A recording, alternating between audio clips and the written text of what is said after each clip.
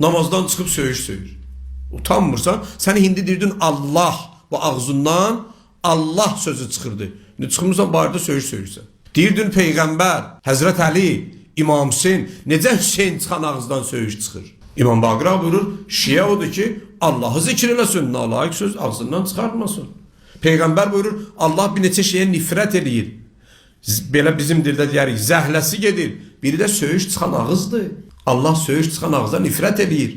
Və eyni zamanda Peyğəmbər buyurur, o ağızdan ki söyüş çıxır, Allah o ağızın duasını qəbul eləmir. Sonra deyir ki, nə oldu? Mən elə istəyirəm, Allah vermir. Sən ağzıva yiyəli gələ, sonra istədə, heç olmasa Allah'dan.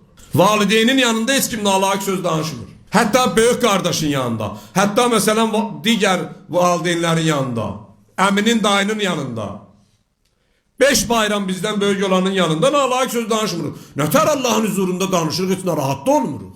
İmam Baqir ağa buyurur ki, bizim şiyəmiz o da ki, elə ağzına gələni danışsın, sonra da yekə-yekə danışsın ki, yox, məndən yox deyə elə imamdan qabaq bütün dünyanı mən hazırlayacağım, sonra imam gələcək. Ay get sən ağzını düzəlt, sonra imamın gəlişi üçün çalışarsan.